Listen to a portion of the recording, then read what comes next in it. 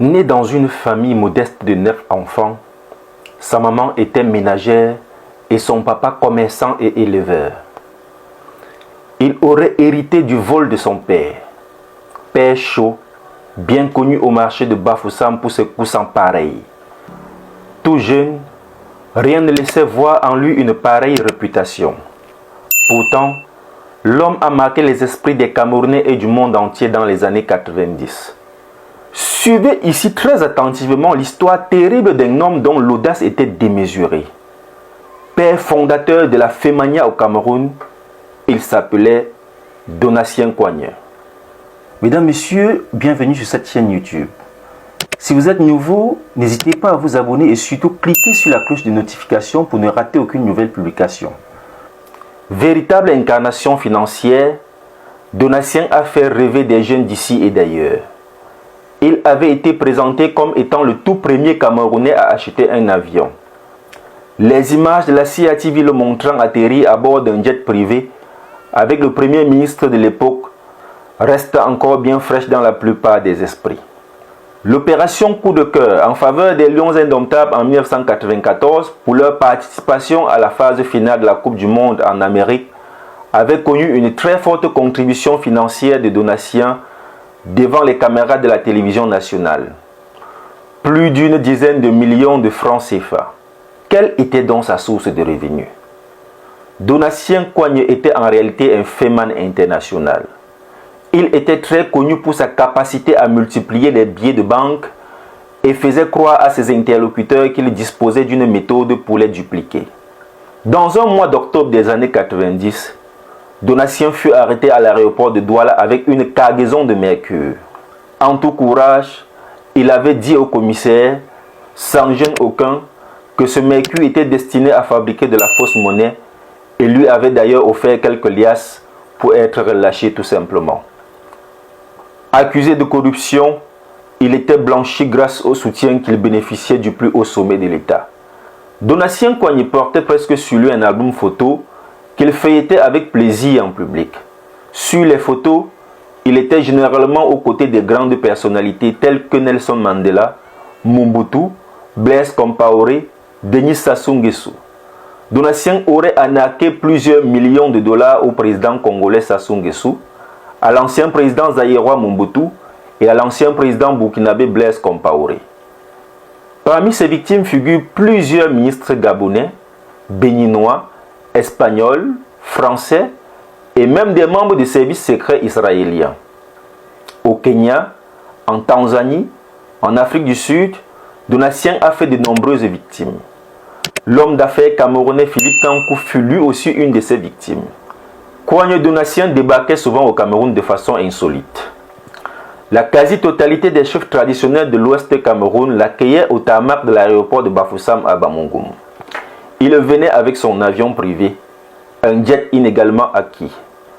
La société de transport qui lui avait loué cet avion n'avait jamais perçu le moindre sou. Donatien était l'enfant chéri des chefs traditionnels de l'Ouest. Plusieurs fois, il avait fait des voyages dans son jet privé avec eux et ils le respectaient énormément. Lors d'un de ces multiples voyages alors, un chef avait été très fâché car il n'avait pas eu de place à bord du jet privé de Coigne. À cette époque, tous les petits enfants de l'Ouest, lorsqu'ils voyaient un avion dans le ciel, ils criaient « Tonton Donatien, garde-nous quand tu reviens, Tonton Donatien, garde-nous quand tu reviens. » Ils savaient alors là que chaque fois qu'ils voient un avion dans le ciel, c'est Tonton Donatien qui est de passage. Le journaliste camerounais de regrettée mémoire, Pius Ndiawe, en 1994, s'était rendu en Afrique du Sud pour faire des interviews aux équipes qui préparaient l'accession de Nelson Mandela au pouvoir. Lors d'un rendez-vous au ministère des Affaires étrangères, Pius Ndiawe avait été surpris par une question du ministre qui lui demandait s'il y avait un roi au Cameroun qui était au-dessus du président de la République. Étonné, Pius Ndiawe dit non et demande lui aussi à savoir pourquoi. C'est alors que le ministre lui fera comprendre que son cabinet a reçu un fax annonçant l'arrivée du roi du Cameroun. Pius Ndiawe réussit à obtenir un rendez-vous avec le mystérieux roi du Cameroun et découvre qu'il s'agit en fait de Donatien Coigne. En 1995, Donatien veut escroquer l'un des chefs des services spéciaux du Yémen. Il lui promet de fabriquer 9 millions de dollars avec 3 millions seulement. Le piège marche. Il embarque 2,5 millions de dollars dans son avion. En Arabie Saoudite, l'avion heurte une gazette. Donatien loue un autre avion. Arrivé en France, l'avion est fouillé par les douaniers. Donatien est arrêté à l'aéroport, porteur d'une cargaison de mercure et de billets de dollars américains. Les douaniers qui pensent qu'il s'agit de faux dollars envoient l'argent par vol spécial aux États-Unis pour expertise. Les Américains n'en reviennent pas. Les billets sont authentiques. Comment a-t-il fait pour avoir des billets pareils? Pas de réponse. Donatien sera arrêté et extradé dans une prison au Yémen en fin 1995. Il avait un carnet dans lequel il prenait le soin de mentionner les noms de ses victimes ainsi que les montants soutirés. Tout le monde jusqu'à ce jour est à la recherche de ce fameux carnet. Le gouvernement français, à travers sa politique France-Afrique, souhaite protéger ses alliés africains. Les Américains sont à l'affût d'informations touchant aux intérêts de la France dans son précaré africain. Interpol, le FBI. Ce carnet fait aussi l'objet de convoitises de la part des services secrets israéliens. Certains chefs d'État africains étaient prêts à payer pour la libération du Féman. Pour eux, la présence d'un coigne est indispensable pour retirer leurs fonds déposés dans des banques étrangères.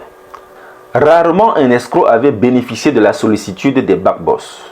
L'opération Jardin d'Éden imaginée par les backboss français visait à le faire évader.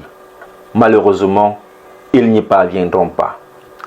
Incarcéré dans une prison au Yémen, des sources indiquent qu'il avait les 2 mains amputées en application de la charia qui prévoit ce genre de châtiment pour les bandits de grand chemin. On lui aurait crevé les yeux et il aurait connu une mort violente. En 2010, l'annonce de la mort de Donatien Coigne s'était répandue comme une traînée de poudre.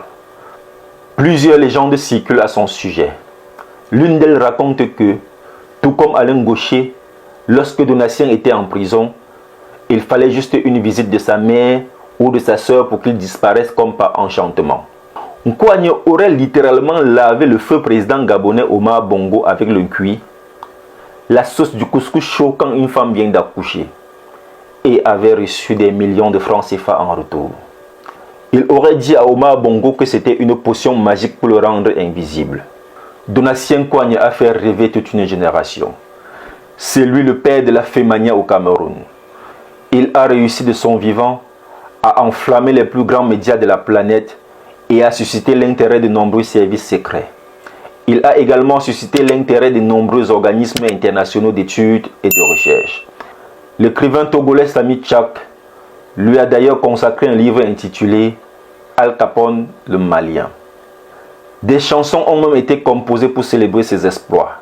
Le livre L'art de la nappe à l'africaine résume ce qu'a été la vie de ce personnage. Parti de rien, Donatien Coigne a ouvert toutes les portes, les bonnes et les mauvaises.